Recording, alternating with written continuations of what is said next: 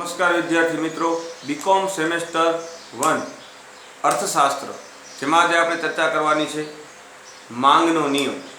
Professor માર્શલે આપેલો માંગના નિયમની આજે આપણે સમજૂતી મેળવીશું.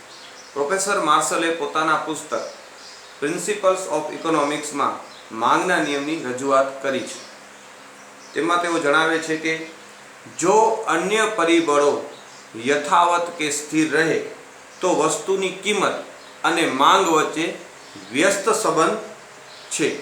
એટલે કે વસ્તુની કિંમત વધતા તેની માંગ સંકોચાય છે અને વસ્તુની કિંમત ઘટતા તેની માંગ વિસ્તાર પામે છે. અહીં કહ્યું જો અન્ય પરિબળો યથાવત રહે તો. અન્ય પરિબળો એટલે કાલે આપણે જોયા કે માંગ સિવાયના માંગને અસર કરતા જે પરિબળો છે એ બધા કેવા રહેશે? સ્થિર રહેશે, યથાવત રહેશે. કિંમત સિવાયના અન્ય બધા જ પરિબળો કેવા રહેશે? યથાવત રહેશે. જેમ કે આપણે કાલે જોયું કે આવક છે ગ્રાહકની, એ પણ સ્થિર રહેશે. એવી રીતે ગ્રાહકની અભિરુચિ, પસંદગી છે એ પણ સ્થિર રહેશે. સંબંધિત વસ્તુઓની કિંમતો પણ સ્થિર રહેશે. આ તમામ જે પરિબળો છે એ કેવા રહેશે? સ્થિર રહેશે. તો જ આપણે કિંમત અને માંગ વચ્ચેનો સંબંધ છે એ સ્થાપિત કરી શકીશું. એટલે જો અન્ય પરિબળો યથાવત રહે તો વસ્તુની કિંમત અને માંગ વચ્ચે વ્યસ્ત સંબંધ છે, તો વ્યસ્ત સંબંધ જોવા મળશે. એટલે કે વસ્તુની કિંમત વધતા તેની માંગ સંકોચાય છે અને વસ્તુની કિંમત ઘટતા તેની માંગ વિસ્તાર પામે છે. તો આ માંગના નિયમની છે એ વ્યાખ્યા છે. તો અન્ય પરિબળો યથાવત રહે છે એ માંગના નિયમની ધારણાઓ છે કે એ બધી પરિબળો કેવા રહે? તો કે સ્થિર રહે. એટલે કે ગ્રાહકોની સંખ્યા સ્થિર રહે, એમાં કોઈ વધારો ઘટાડો થાય નહીં. નહીંતર તો શું થાય? માંગનો નિયમ સાચો ન પડી શકે. કે માની લો કે કિંમત જે દરમિયાન ઘટે છે તો માંગ છે એ કેવી થવી જોઈએ? માંગ વધવી જોઈએ. પણ એ દરમિયાન જો વસ્તીમાં ઘટાડો થાય તો માંગ વધતી નથી. એવી રીતે આપણે જોઈએ કે કિંમતમાં જો વધારો થાય તો માંગ છે ઘટવી, એટલે કે સંકોચાય જોઈએ. પણ એ સંકોચાય નહીં. જો એ દરમિયાન વસ્તીમાં જો વધારો થાય તો માંગમાં શું થાય? વધારો થાય. એટલે કિંમત ઘટે તેમ છતાં પણ માંગ કેવી થાય? વધુ થાય. કેમ? તો કે વસ્તીમાં વધારો થયો છે એટલા માટે. તો કે જનસંખ્યા છે સ્થિર રહે છે, ગ્રાહકોની આવક પણ સ્થિર રહે છે, એવું પણ ધારણા કરવામાં આવી છે. જો કિંમતમાં વધારો થાય તો માંગનું સંકોચન થવું જોઈએ, માંગ ઘટવી જોઈએ. પરંતુ જો એ સમયગાળા દરમિયાન જો ગ્રાહકની આવકમાં પણ વધારો થાય તો કિંમત વધશે, તેમ છતાં પણ ચીજ વસ્તુની માંગમાં શું થશે? વધારો થશે. એટલે આપણે આવકને કેવી ધારીએ છીએ? સ્થિર ધારીએ છીએ. ગ્રાહકોની પસંદગી અને અભિરુચિને પણ આપણે સ્થિર ધારીએ છીએ. કેમ કે પસંદગી અને અભિરુચિ, ગ્રાહકને માની લો કે x અને y વસ્તુ છે, તો હવે x ની જગ્યાએ y ની હવે પસંદગી કરતો વધારે થઈ ગયો. એમાં માની લો કે y ની ફેશન છે વધારે છે, તો ગ્રાહકની અભિરુચિ કેમાં હશે? તો કે y માં હશે. તો એ દરમિયાન x ની કિંમત ઘટતી હશે, તેમ છતાં પણ x ની માંગ છે એ થશે નહીં. કેમ? તો કે ગ્રાહકની પસંદગી છે એ બદલાની છે, એની અભિરુચિ છે એ y તરફની. એટલે ગ્રાહકની અભિરુચિમાં પરિવર્તન આવવું જોઈએ નહીં. તો જ કિંમત અને માંગ વચ્ચેનો આપણે વ્યસ્ત સંબંધ છે એ સ્થાપિત કરી શકીએ. ત્યારબાદ છે અવેજી વસ્તુઓની સંખ્યા અને કિંમતમાં ફેર. એટલે સંબંધિત વસ્તુ, અવેજી વસ્તુ કે પૂરક વસ્તુની કિંમતોમાં પણ એ દરમિયાન ફેરફાર થવો જોઈએ નહીં. જો અવેજી વસ્તુની કિંમતોમાં ફેરફાર થાય તો પણ આપણે કિંમત અને માંગ વચ્ચેનો વ્યસ્ત સંબંધ છે એ સ્થાપિત કરી શકીએ નહીં. ધારો કે x અને y વસ્તુ છે એકબીજાની અવેજી છે. માની લો કે x ની કિંમત વધે છે અને એ જ દરમિયાન એવું બને કે y ની કિંમત પણ વધે. હવે માની લો કે x ની કિંમત વધે છે તો એ રીતે x ની માંગ કેવી થવી જોઈએ? સંકોચાવી જોઈએ, ઓછી થવી જોઈએ એની માંગ. પણ એ જ દરમિયાન y ની અવેજી વસ્તુ છે એની કિંમતમાં પણ વધારો થાય તો શું થશે? તો આ માંગ ઘટવાની જગ્યાએ શું થશે? વધશે. કેમ? તો કે y ના ગ્રાહકો છે એ બધા ક્યાં આવી જશે? x વસ્તુ તરફ આકર્ષાશે. કારણ કે x વસ્તુ કેવી લાગશે? સસ્તી લાગશે. એટલા માટે y ની તુલનામાં આના વધુ ભાવ વધશે એવું પણ બને. બરાબર? તો આખી ઉલટી પરિસ્થિતિ થશે. તો આ રીતે સંબંધિત વસ્તુની કિંમતો કેવી રહેવી જોઈએ? સ્થિર રહેવી જોઈએ. માની લો કે x ની કિંમતમાં જે ઘટાડો થાય તો એની માંગમાં શું થવો જોઈએ? તો કે વધારો થવો જોઈએ. એ દરમિયાન y ની કિંમત માની લો કે વધુ ઘટે છે તો પછી ગ્રાહકો ક્યાં ચાલ્યા જશે? y તરફ આકર્ષાશે. કારણ કે એકબીજાની વસ્તુ કેવી છે? બંને અવેજી છે. બરાબર? તો આ ઘટાડો થયો છે તો x ની માંગ શું થવી જોઈએ? તો કે વધવી જોઈએ. તો એ જ દરમિયાન y ની કિંમત વધુ ઘટે છે, આપણે એવું ધારી લઈએ તો પણ x કરતા y છે એ ગ્રાહકોને કેવી લાગશે? સસ્તી લાગશે. તો એ તરફ આકર્ષાશે. એટલે આપણે એવું ધારી લઈએ છીએ કે સંબંધિત અવેજી વસ્તુની કિંમતોમાં કોઈ ફેરફાર થતો નથી. એવી રીતે y અને x એક વસ્તુ કેવી છે? એકબીજાની પૂરક છે. માની લો કે કાર અને પેટ્રોલ છે. આ કાર છે અને આ પેટ્રોલ છે. તો હવે માની લો કે કારની કિંમતોમાં શું થાય છે? તો કે માની લો કે ઘટાડો થયો તો એ જ દરમિયાન માની લો કે પેટ્રોલની કિંમતમાં શું થાય? વધારો થાય. તો શું થશે? કારણ કે ખરેખર તો આ એક વસ્તુની કિંમત ઘટી છે તો એની માંગમાં શું થવો જોઈએ? વધારો થવો જોઈએ. ને એ જ દરમિયાન એના સાથે જોડાયેલી બીજી વસ્તુ y છે એની કિંમત વધે છે તો x ની માંગ છે એ કિંમત ઘટી છે તો એની માંગ વધશે નહીં. એનું કારણ છે કેમ કે y ની કિંમતમાં ફેરફાર થયો છે એટલા માટે y ની કિંમત વધી છે એટલા માટે. તો આ રીતે સંબંધિત વસ્તુની કિંમતો પણ સ્થિર રહેવી જોઈએ. તો જ આપણે કિંમત અને માંગ વચ્ચેનો વ્યસ્ત સંબંધ સ્થાપિત કરી શકીએ, નહીતર કરી શકીએ નહીં. તો એવી રીતે અવેજી વસ્તુ કે પૂરક વસ્તુની કિંમતો સ્થિર રહેવી જોઈએ. ભવિષ્ય અંગેની જે અટકળો છે કિંમતોની એ પણ સ્થિર રહેવી જોઈએ. ગ્રાહક અત્યારે માની લો કે કિંમત કોઈ વસ્તુની ઘટતી હોય તો એની માંગ છે એ વધવી જોઈએ, પણ ગ્રાહકને એમ લાગે કે ભવિષ્યમાં હજુ કિંમતો વધુ ઘટશે તો વર્તમાનમાં કિંમત ઘટી છે તેમ છતાં પણ માંગમાં છે એ વધારો થશે નહીં. તો માંગનો નિયમ કેવો થાય છે? ખોટો સાબિત થાય છે. તો એ રીતે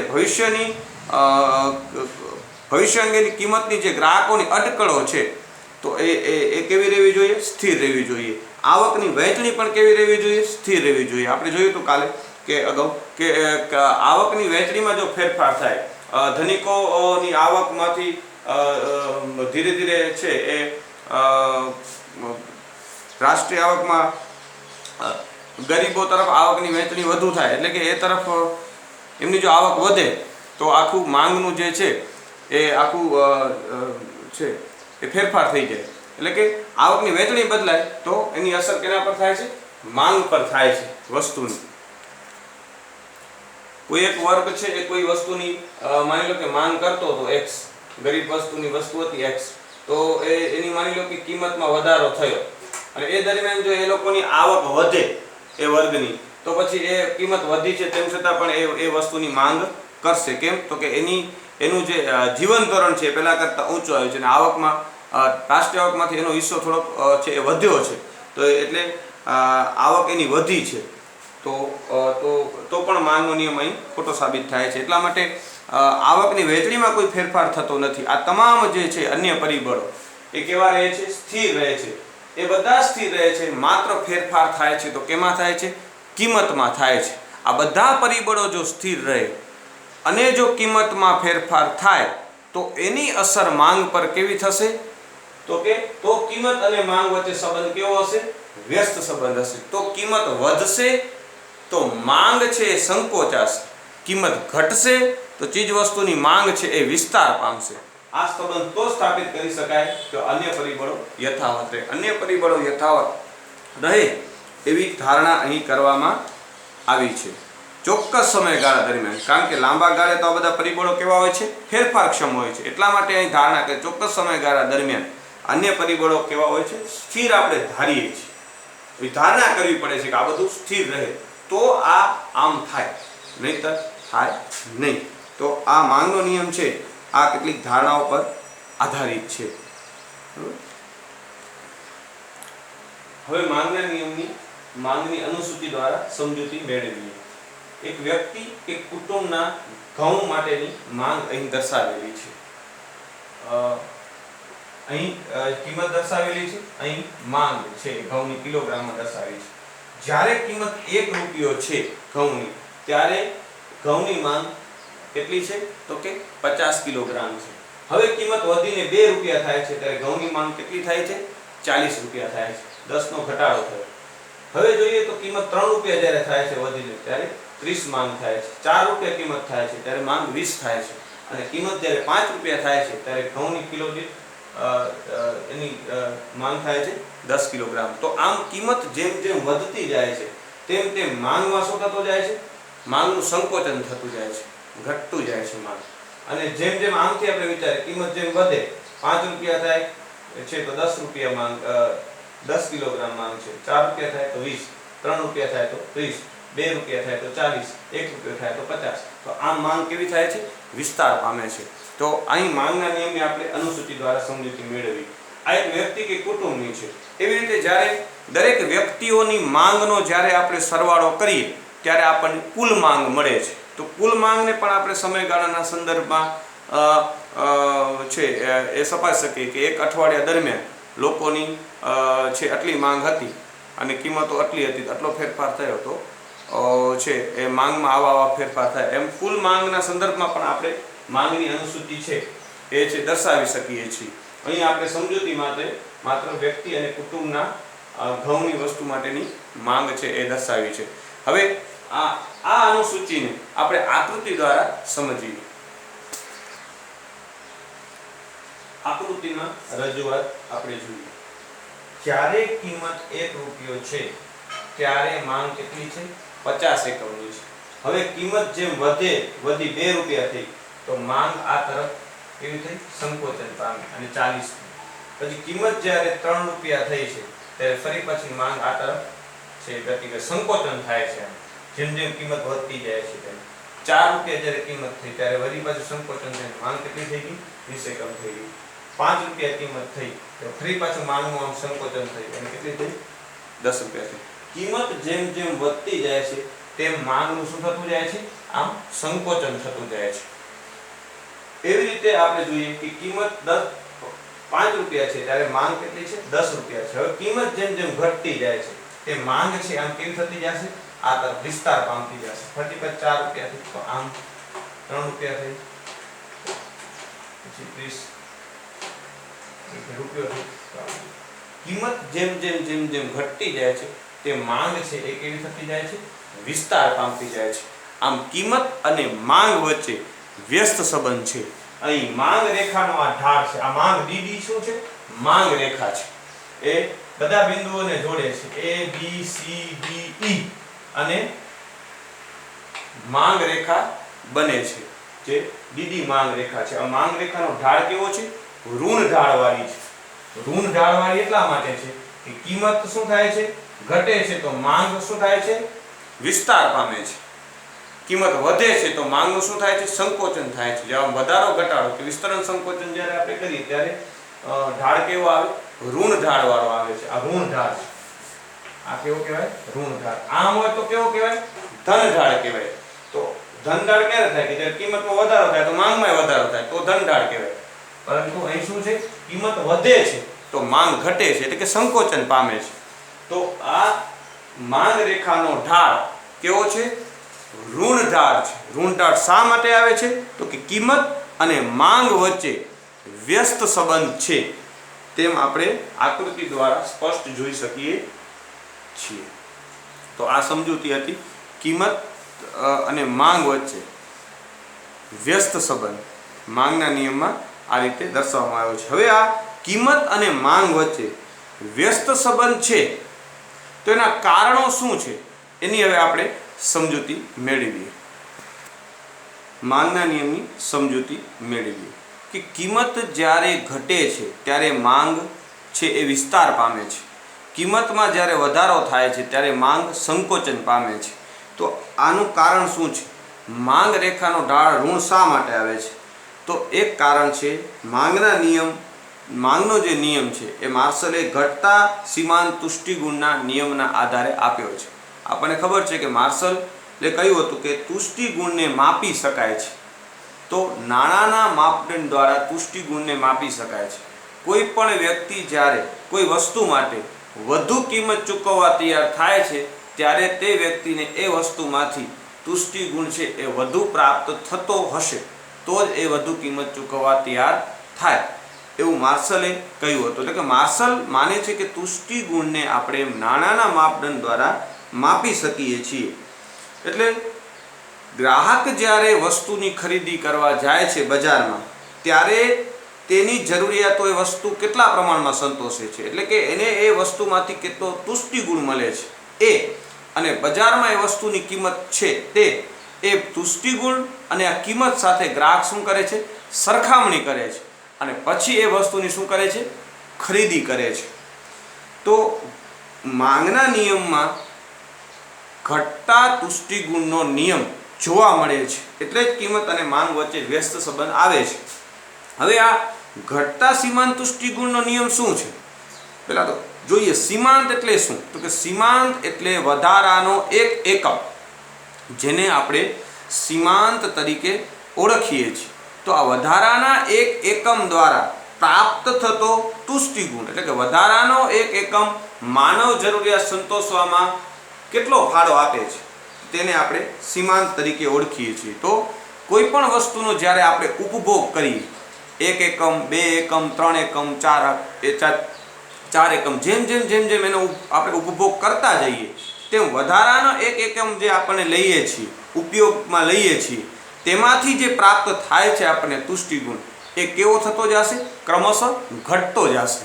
દાખલા તરીકે આપણને ભૂખ લાગી હોય એકદમ, અને કોઈ આપણને સફરજન આપે, તો પ્રથમ જે સફરજન આપણે એકદમ તીવ્ર છે, ભૂખ લાગી છે, તો પ્રથમ કોઈ તુષ્ટિગુણ આપણે સફરજન આપશે, તો પેલું સફરજન ખાશું તો એમાંથી આપણને તુષ્ટિગુણ કેવો મળશે, વધુ મળશે. કે આપણે ભૂખને સંતોષવા માટેની આપણી જે જરૂરિયાત છે કેવી છે, તીવ્ર છે, તો એટલે પેલું સફરજન ખાશું એમાંથી અતિ આપણને શું મળશે, તુષ્ટિગુણ મળશે, સંતોષ વધારે મળશે. પછી બીજું ખાશું, એમાંથી થોડો ઓછો મળશે પહેલા કરતાં. કેમ? તો કે એક સફરજન ખાધું એટલે આપણી ભૂખ થોડીક કેવી થઈ, હળવી થઈ, એટલે આપણી જે જરૂરિયાત હતી થોડીક સંતોષાણી, એટલી હવે તીવ્રતા નહીં છે તો ખરી, પણ એટલી તીવ્ર નથી.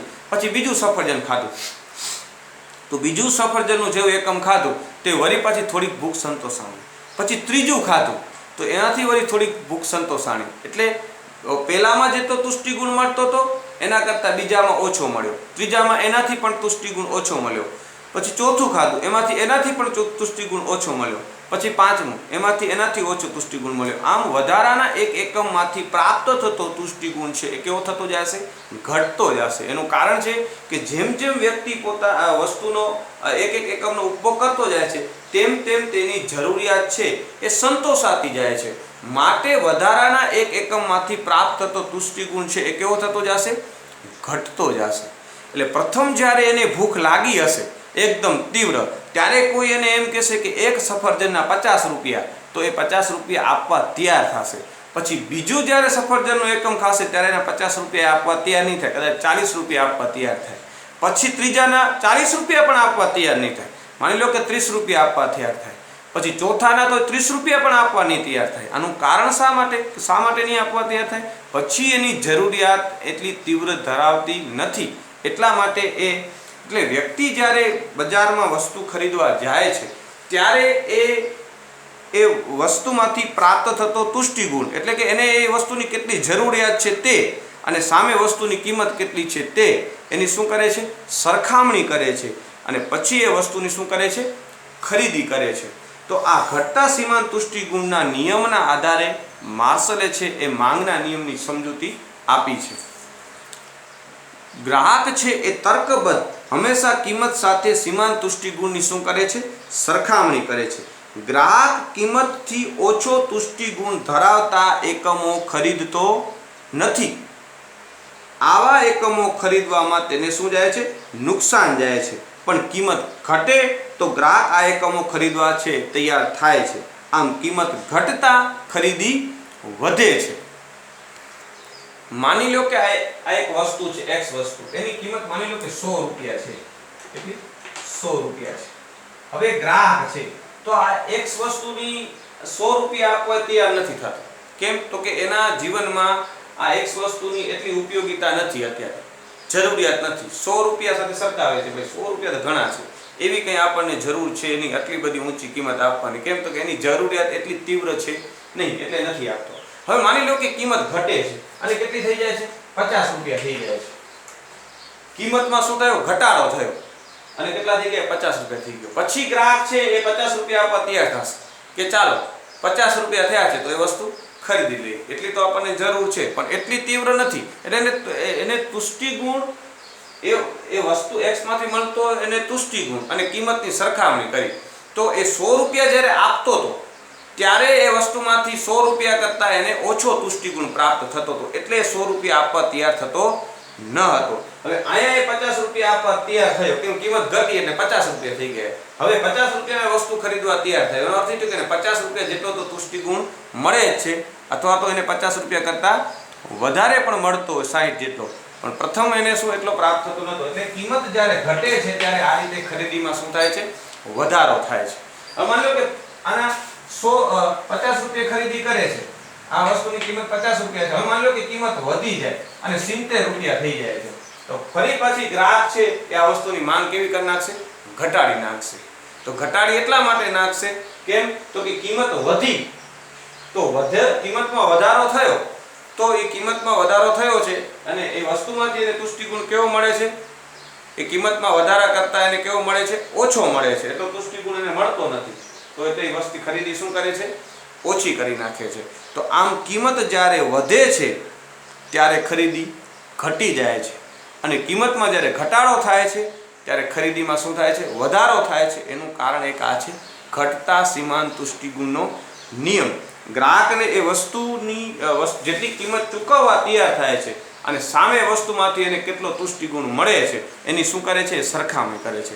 દાખલા તરીકે તમે અર્થશાસ્ત્રનું પુસ્તકનો અભ્યાસ કરો તો શરૂઆતમાં જ્યારે તમે વર્ષની શરૂઆતમાં કોઈ તમને એમ કહે કે પુસ્તકના ભાઈ 500 રૂપિયા, તો તમે આપવા તૈયાર થશો નહીં. કેમ કે ત્યારે તમારી એટલી જરૂરિયાત છે નહીં. અને કદાચ એમ કે ભાઈ 500ની હાલ 100 રૂપિયા, તો તમે આપવા તૈયાર થઈ જશો, એટલી તમારી જરૂરિયાત છે 500 જેટલીની.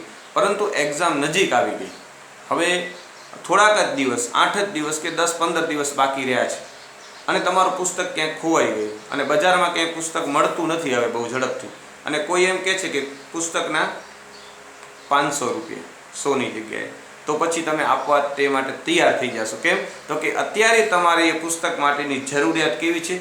તીવ્ર છે. એટલે તુષ્ટિ ગુણ એમાંથી તમને કેવો મળે છે? વધુ પ્રાપ્ત થાય છે. એટલે 500 રૂપિયા જેટલો તુષ્ટિ ગુણ તમને અત્યારે પ્રાપ્ત થાય છે, એટલે તમે 500 રૂપિયા આપવા તૈયાર થાવ છો. તો આ વસ્તુ છે, બરાબર? એટલે ગ્રાહક આ રીતે હંમેશા શું કરે છે? વસ્તુની અને કિંમતની એટલે કે કિંમત અને વસ્તુમાંથી મળતા તુષ્ટિ ગુણની શું કરે છે? સરખામણી કરે છે. કિંમત જ્યારે વધે છે ત્યારે એ વસ્તુમાંથી એને પ્રાપ્ત થતો તુષ્ટિ ગુણ કરતાં કિંમત કેવી લાગે છે? વધુ લાગે છે, માટે ગ્રાહક છે ખરીદી કરતો નથી. કિંમત જ્યારે ઘટે છે ત્યારે કિંમત કરતાં એને વસ્તુમાંથી તુષ્ટિ ગુણ વધુ લાગે છે, માટે એ ખરીદી કેવી કરે છે?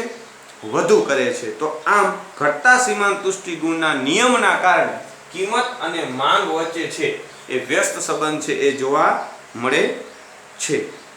તો આ એક વસ્તુ, ઘટતા સીમાંત તુષ્ટિ ગુણનો નિયમ. બીજું, કિંમતમાં ઘટાડો થાય છે તો માંગ વિસ્તાર પામે છે. એનું બીજું એક કારણ છે આવક અસર. બીજું કારણ છે આવક અસર. અહીં આપણે એક ધારણા કરી છે, ગ્રાહકની નાણાકીય આવક છે કેવી રહે છે? સ્થિર રહે છે.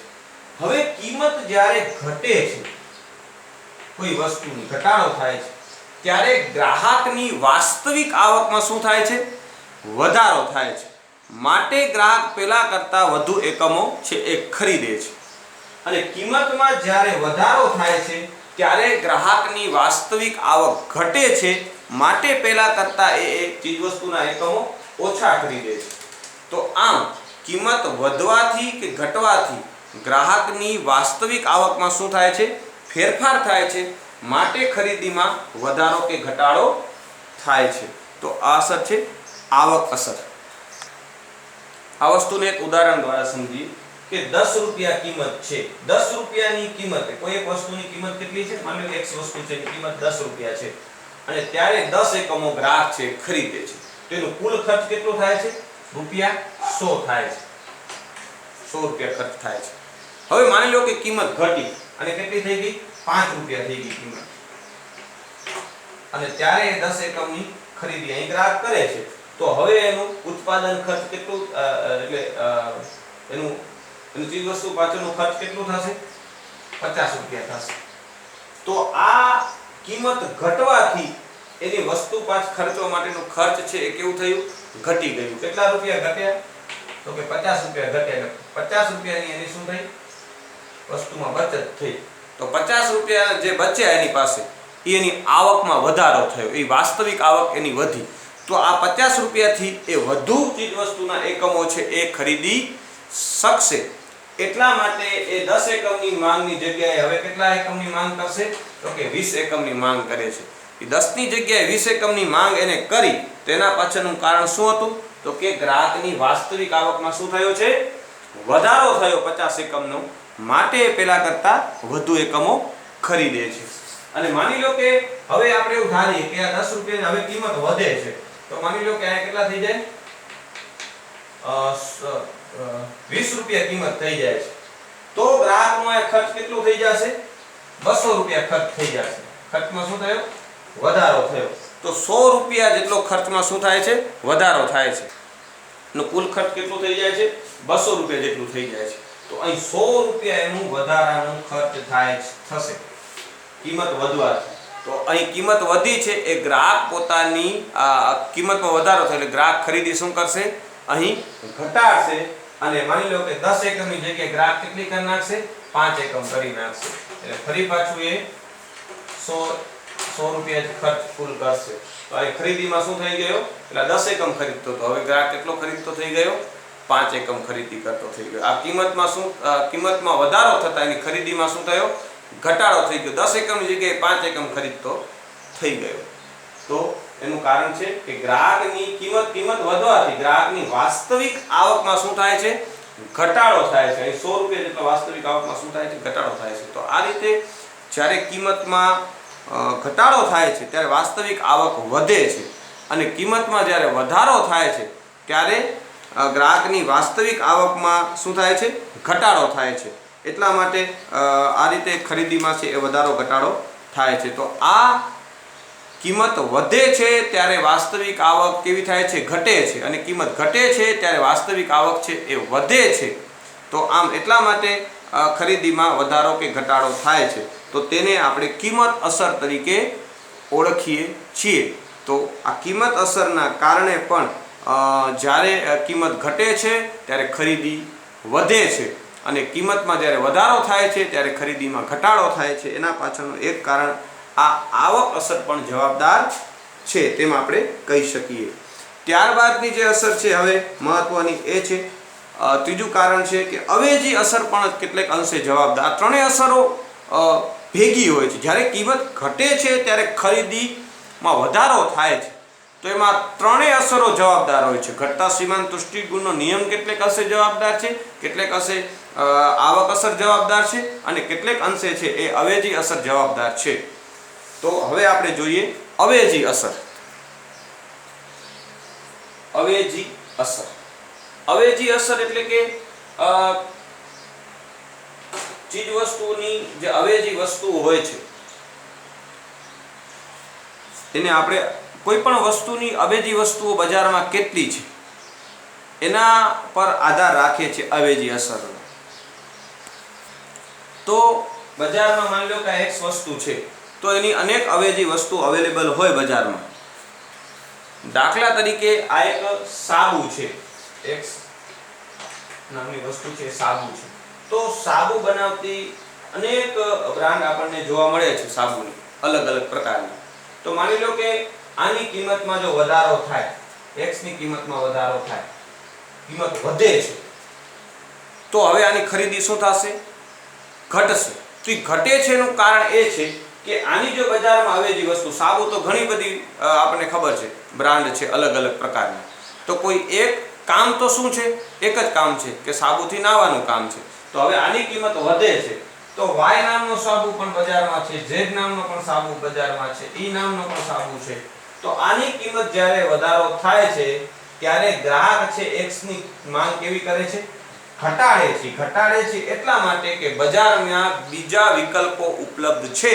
એટલે આની કિંમત જેવી વધશે તેવો ગ્રાહક છે X ની ખરીદી ઘટાડી નાખશે અને Y કે Z તરફ વળી જશે. તો આ જે અસર જોવા મળે છે એ અવેજી અસર છે. જો કોઈ વસ્તુની અવેજીમાં કિંમતો કોઈ પણ વસ્તુ છે તો એની અવેજી વસ્તુઓ ઘણી વધારે એટલે અવેજી અસર છે એ વધુ પ્રબળ હશે.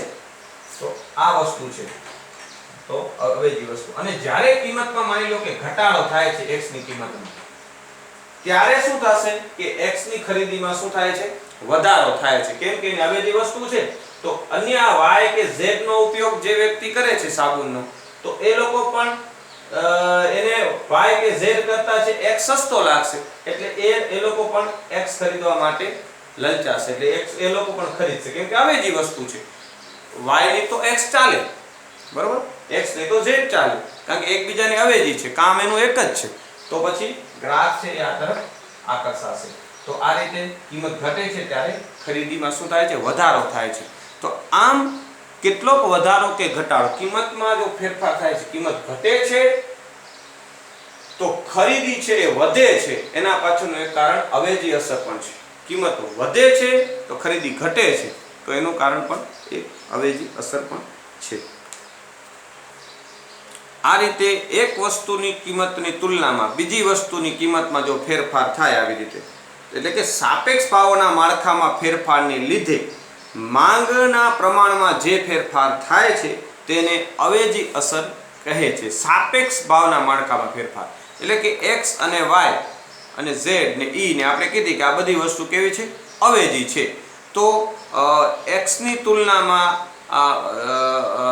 y છે એ સસ્તો લાગે અને y ની તુલનામાં x સસ્તો લાગે તો આ શું થયું? સાપેક્ષ.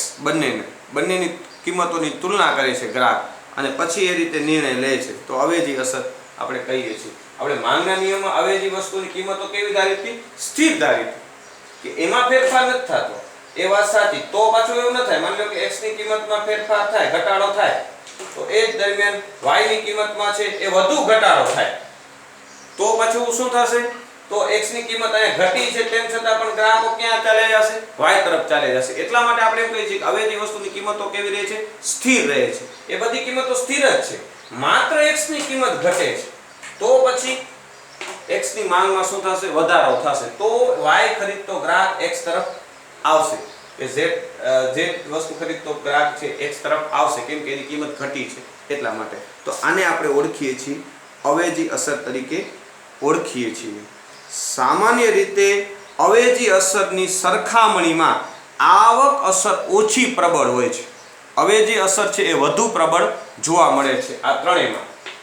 આ બંનેની વાત કરી ખાસ તો આવક અસર કરતા અવેજી અસર છે એ વધુ પ્રબળ જોવા મળે છે. મોટા ભાગે તો આવક અસર સાવ નજીવી હોય છે કારણ કે પ્રત્યેક ગ્રાહક પોતાની આવકને અનેક વસ્તુઓ વચ્ચે ફાળવતો હોય છે અને એટલે કોઈ એક વસ્તુ પર આવકનો તદ્દન નજીવો હિસ્સો ખર્ચવામાં આવતો હોય છે. વસ્તુ પર ખર્ચાતો આવકનો હિસ્સો જેમ ઓછો તેમ આવક અસર ઓછી પ્રબળ હોય છે. આ જ કારણસર આવક અસર નકારાત્મક પણ હોય છે. એટલે કે આવક વધતા વપરાશ વધવાને બદલે ઘટવાનું વલણ પણ ધરાવે છે. જેમ કે હલકા પ્રકારની વસ્તુમાં અગાઉ મેં વાત કરી હતી તો એમાં આવક અસર કેવી હોય છે? નકારાત્મક જોવા મળે છે અને એ રીતે એની ખરીદી કેવી થાય છે? ઘટે છે. તો પણ અવેજી અસરને લીધે કિંમત ઘટતા ખરીદી વધે છે અને કિંમત વધતા ખરીદી ઘટે છે એ માંગના નિયમને અમલમાં આવે છે.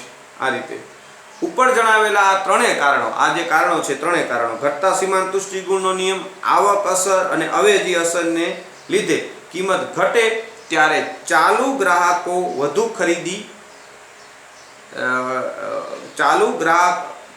ખરીદે છે. એટલું જ નહીં, બજારમાં નવા ગ્રાહકો પણ પ્રવેશે છે અને ગ્રાહકોની સંખ્યા વધી જાય છે. બરાબર, આના ગ્રાહકો અહીંયા આવે તો સંખ્યા શું થશે? વધશે. એનાથી ઉલટું કિંમત વધે છે ત્યારે ચાલુ ગ્રાહકો ઓછી ખરીદી કરે છે. એટલું જ નહીં, બજારમાંથી કેટલાક ગ્રાહકો વિદાય લે છે અને ગ્રાહકોની સંખ્યા છે એ ઘટી જાય છે. સૌપ્રથમ માંગના નિયમની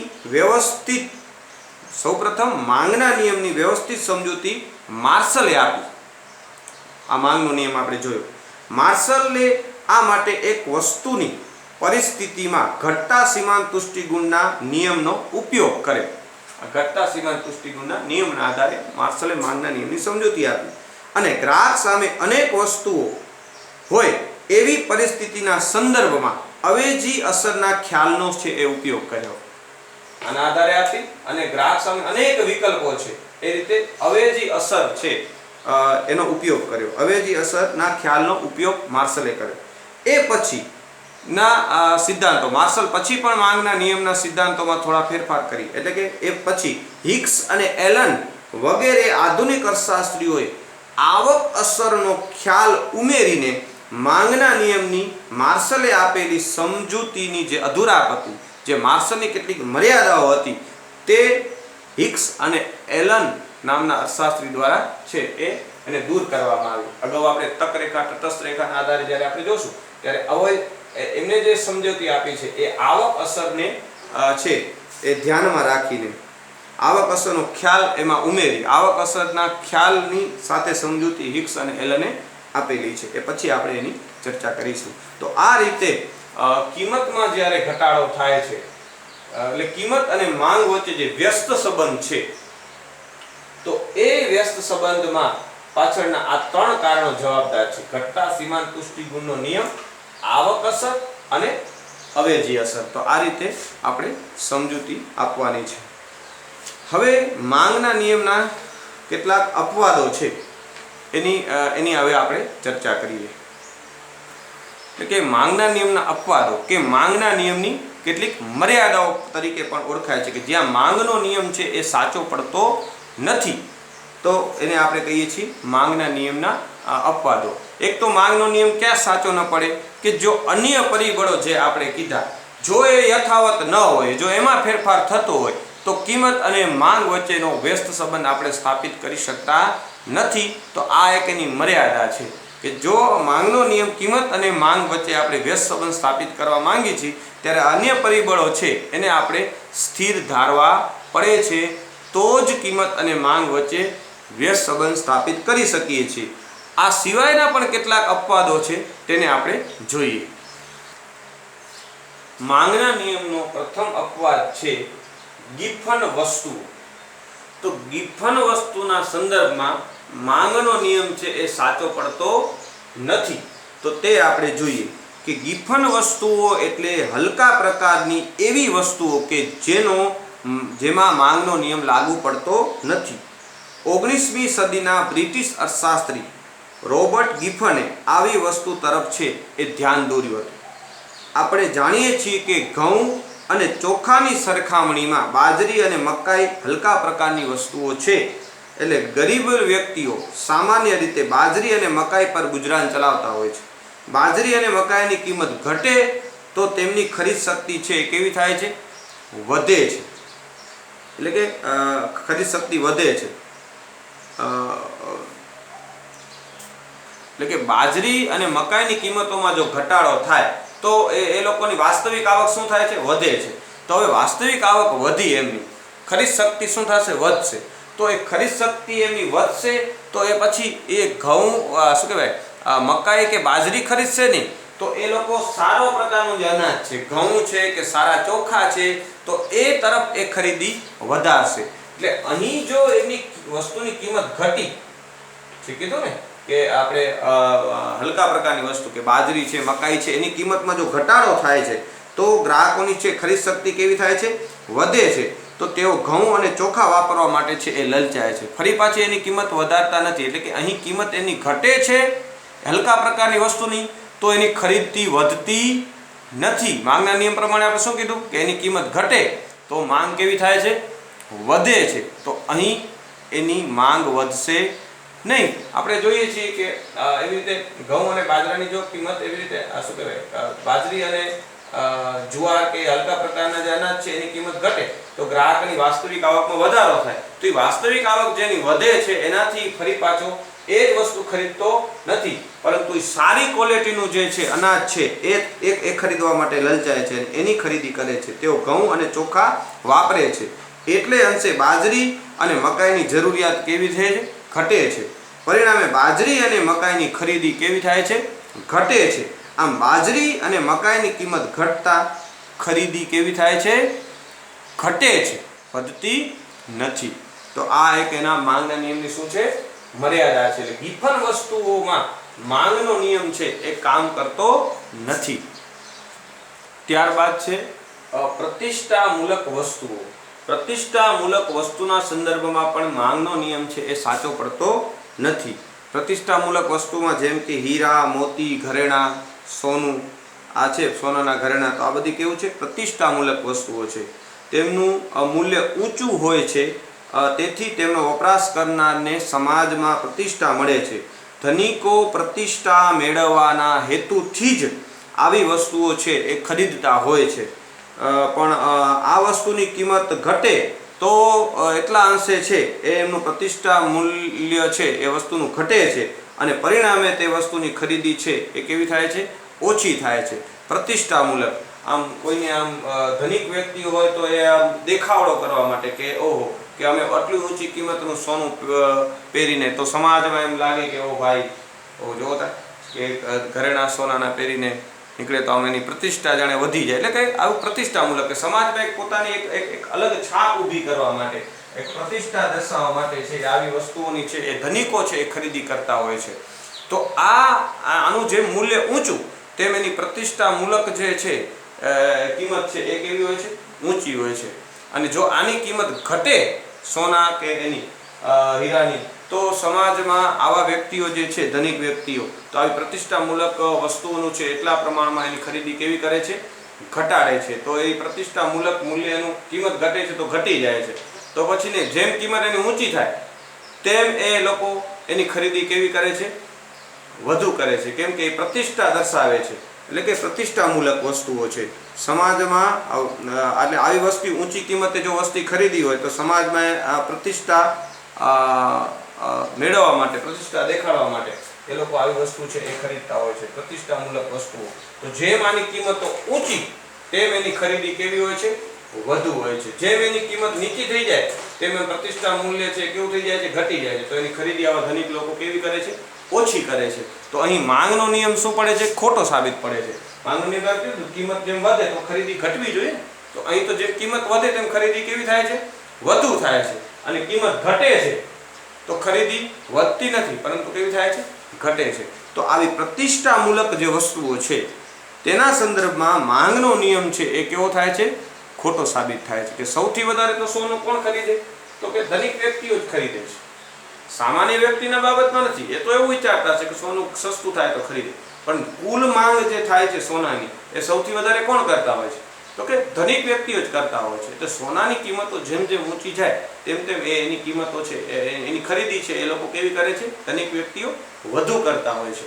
તો અહીં આ નિયમ છે, માંગનો નિયમ છે, એ ખોટો સાબિત થાય છે. ત્યારબાદ છે સટ્ટાકીય માંગ. એટલે સટ્ટાકીય કેટલીક વસ્તુઓ છે, જેમ કે શેર અને જામીનગીરીઓની માંગ મહદ અંશે સટ્ટાકીય માંગ હોય છે. સટ્ટાખોરો નફો કમાવાના હેતુથી એની ખરીદી અને વેચાણ કરતા હોય છે, અને આ જ કારણોસર એમાં માંગનો નિયમ છે એ લાગુ પડતો નથી. ભાવોમાં વધારો પોતે જ વધુ ભાવ વૃદ્ધિની અપેક્ષા જન્માવે છે, અને તેથી ખરીદીઓ વધી જાય છે. હવે જેમ સટ્ટાખોરો છે એ વસ્તુની જેમ કિંમત વધતી જાય તેમ એને ખબર છે કે એ કિંમતમાં વધારો એ વધુ ભાવને શું આપે છે? ઉત્તેજન આપે છે. એટલે વધુ ને વધુ કિંમતો વધતી, એટલે જેમ કિંમતો ઊંચી થાય કોઈ પણ વસ્તુની, તો સટ્ટાકીય વસ્તુ છે એની માંગ કેવી થશે? વધશે. સટ્ટાખોર જે વ્યક્તિ છે એ એવું ઈચ્છતો હોય છે કે જો કિંમત વધશે તો ભવિષ્યમાં વધુ કિંમતો એને પ્રાપ્ત થશે. તો એ નફા કમાવાના હેતુથી જો કિંમત વધતી હોય તો જ એની ખરીદી કરે છે. કિંમત ઘટશે તો એની ખરીદી કરશે નહીં. તો અહીં સટ્ટાકીય જે હેતુ માટે જે વસ્તુની માંગ થાય છે એમાં પણ માંગનો નિયમ છે એ ખોટો સાબિત થાય છે. કારણ કે ભાવમાં વધારો પોતે જ વધુ ભાવ વૃદ્ધિને શું આપે છે? જન્મ આપે છે. એટલે કે વધુ વૃદ્ધિની અપેક્ષાએ ને જન્મ આપે છે, અને એના કારણે એ લોકો શું કરે છે? ખરીદી વધારે છે જ્યારે ભાવ વધતા હોય એ દરમિયાન. તો અહીં માંગનો નિયમ શું થાય છે? ખોટો સાબિત થાય છે. ત્યારબાદ છે ગુણવત્તા નિર્દેશક તરીકે કિંમત. કેટલાક વ્યક્તિઓ એવા હોય છે સમાજમાં કે જે કિંમત જેમ ઊંચી એટલે કે વસ્તુની કિંમતની સાથે ગુણવત્તાની સરખામણી કરે છે કે વસ્તુની કિંમત જેમ ઊંચી હોય ને તેમ એની ગુણવત્તા સારી હોય એવી માન્યતા જો ધરાવતા હોય લોકો, તો પછી શું થશે કે જેમ એ વસ્તુની કિંમત ઊંચી હશે તેમ એ વસ્તુની માંગ કેવી થશે? વધુ થશે. અને કિંમત જો ઘટી જશે તો એવું માનશે કે એની ગુણવત્તા ઓછી છે. તો આવી જો માન્યતા ધરાવતા હોય લોકો, તો ત્યાં માંગનો નિયમ છે એ ખોટો સાબિત થાય છે. સામાન્ય લોકો કેટલીક વસ્તુ, ખાસ કરીને કમ્પ્યુટર છે, ટીવી છે, એવી વસ્તુની ટેકનિકલ જાણકારી હોતી નથી અને તેઓ કિંમતને જ ગુણવત્તાના નિર્દેશક તરીકે સ્વીકારી લે છે અને તેથી કિંમત ઊંચી તો ગુણવત્તા ઊંચી એવી માન્યતા છે એ બંધાઈ જાય છે. અને આવી માન્યતા ધરાવતા લોકો કિંમત ઘટે તો ખરીદી ઘટાડે છે. ત્યાં માંગનો નિયમ લાગુ પડતો નથી. આ રીતે તો ગુણવત્તાના નિર્દેશક તરીકે જે કિંમતનો ઉપયોગ થાય છે ત્યાં આગળ આ નિયમ છે એ સાચો પડતો નથી. તો આમ આ માંગના નિયમના આટલા કેટલાક છે એના અપવાદો છે. પેલું છે ગિફન વસ્તુઓ. તો ગિફન વસ્તુના સંદર્ભમાં છે એ માંગનો નિયમ છે એ લાગુ પડતો નથી. કેમ તો કે એની કિંમત ઘટે છે તો એની માંગ છે એ વધતી નથી, માટે ગિફન વસ્તુના સંદર્ભમાં માંગનો નિયમ સાચો પડતો નથી. ત્યારબાદ પ્રતિષ્ઠામૂલક વસ્તુના સંદર્ભમાં પણ માંગનો નિયમ લાગુ પડતો નથી. કેટલાક ધનિક લોકો જે પ્રતિષ્ઠામૂલક વસ્તુઓની કિંમતો જેમ ઊંચી તેમ એ ખરીદી વધારે કરે છે. કારણ કે એ લોકોને ખબર છે, કેટલાક ધનિક લોકો હોય તો એ લોકો છે એક આવી જે વસ્તુઓ છે એને પ્રતિષ્ઠાની દ્રષ્ટિએ જોતા હોય છે કે જેમ કિંમત આવી વસ્તુની ઊંચી તેમ પ્રતિષ્ઠા મૂલ્ય એનું ઊંચું, એવું ધારીને એ લોકો ખરીદી વધારતા હોય છે. બરાબર. તો કેટલાક ધનિક લોકો આ રીતે પ્રતિષ્ઠામૂલક વસ્તુઓમાં આ રીતે કિંમતો ઊંચી હોય તો ખરીદી વધારે છે. તો ત્યાં માંગનો નિયમ સાચો પડતો નથી. એવી રીતે સટ્ટાકીય માંગ. તો કેટલાક લોકો સટ્ટાકીય પ્રવૃત્તિ સાથે જોડાયેલા હોય તો તે જેમ કિંમતો ઊંચી હોય તેમ જ એવી વસ્તુ